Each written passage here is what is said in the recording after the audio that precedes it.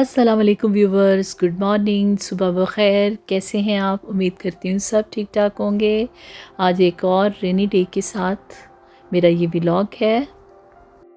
मौसम जैसा भी हो, सुबह ही सुबह जब उठने के बाद अपने कर्टन पीछे करके तमाम रूम्स की विंडोज़ ओपन की जाती हैं तकरीबन 15-20 मिनट के लिए, ताकि वेंटिलेशन हो सारे घर में। डेली हम लोग मोबाइल्स में सबसे पहले अपना वेदर चेक करते हैं, और आज का वेदर भी बताया था कि सारा दिन बारिश होगी। एनीवे कभी कम कभी ज़्यादा ये चलती रही थी साथ साथ।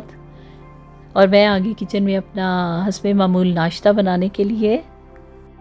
मेरे हस्बैंड की आज छुट्टी थी और मुझे पराठे और आमलेट बनाना था। Not boring but busy life in Germany, आज की मेरी व्लॉग का यही टॉपिक है।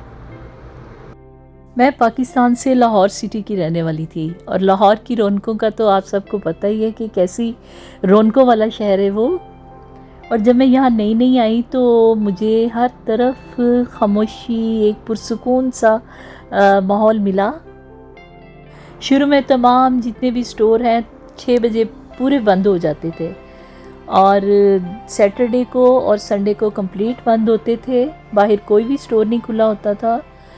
लेकिन कुछ ही अरसे बाद सैटरडे को उन्होंने खुले रखने शुरू कर दिए कि सैटरडे को भी 6 बजे तक स्टोर खुले रहेंगे, लोगों ने ग्रोसरी करनी है। तो इस तरह से फिर सैटरडे को 6 बजे स्टोर बंद हो जाते थे।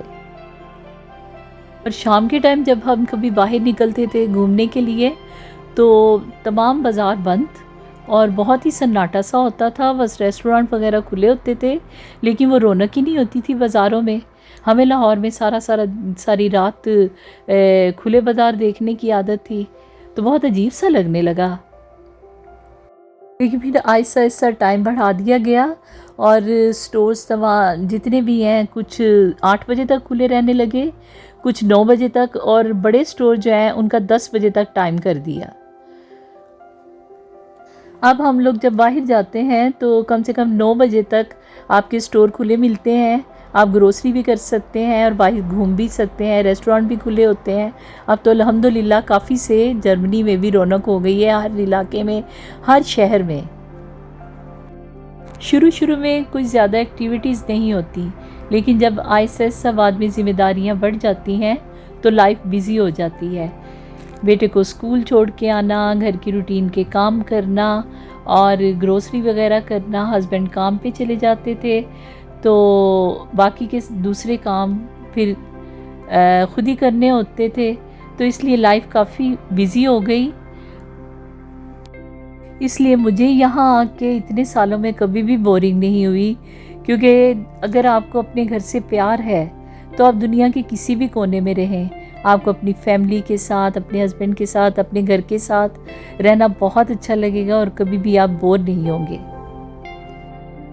इसलिए यहाँ की लाइफ को आप बोरिंग नहीं बल्कि बिज़ी लाइफ कह सकते हैं, कि वर्किंग वूमन हो या फिर हाउसवाइफ, दोनों सूरतों में ही बिज़ी रहते हैं।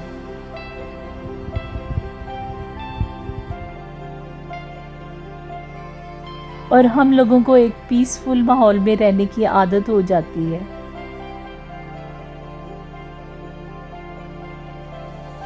बातों बातों में मेरा रूटीन वर्क भी फिनिश हो गया, और मेरे हस्बैंड किसी काम से गए थे। इस टाइम पे बारिश रुकी हुई थी और मैं भी बाहर निकल आई, क्योंकि मुझे मेडिकल स्टोर पे जाना था। वहाँ से कुछ मेडिसिन मैंने लेनी थी, और ये बाहर मैंने देखा कि बहुत सारे ख़िज़ा की वजह से पत्ते नीचे गिरे हुए थे, और ये इसी तरह सड़कों पे नहीं पड़े रहते। इनको बाकायदा आती है गाड़ी, इनको समेट के सफाई होती है सड़कों की, और इनको ले जाते हैं, साफ़ हो जाती हैं सड़कें। मुझे मेडिकल स्टोर से मेडिसिन लेनी थी, उसके साथ ही मेरा हाउस आर्स्ट कहते हैं फैमिली डॉक्टर को। तो फैमिली डॉक्टर था, वहाँ से मैंने सोचा अपने लिए अपॉइंटमेंट ले लूँ, और आगे क्यू में खड़े थे लोग। मैंने वहाँ से अपनी अपॉइंटमेंट ली और फिर बाहर निकल आई। बाहर निकली तो हल्की हल्की बारिश शुरू हो गई थी।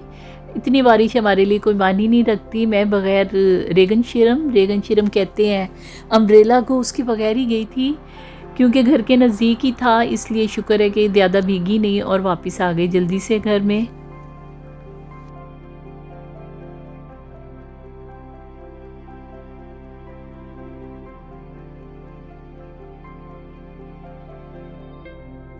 देखते ही देखते एकदम से बहुत तेज़ बारिश शुरू हो गई और मैं विंडो में से अपने बेटे का वेट करने लगी और मैंने देखा कि वो बेचारा बारिश में भीगता हुआ आया है। हमारे बच्चे आदी हो जाते हैं हर मौसम के, चाहे बर्फ़ हो, बारिश हो, जैसा भी मौसम हो वो बर्दाश्त करते हैं और इसीलिए काफ़ी मज़बूत हो जाते हैं। और ये था मेरा आज का व्लॉग। मेरे चैनल को सब्सक्राइब कीजिएगा, लाइक एंड शेयर कीजिएगा और कमेंट ज़रूर कीजिएगा। मिलेंगे इंशाल्लाह नेक्स्ट व्लॉग के साथ। दुआओं में याद रखिएगा। अल्लाह हाफिज़।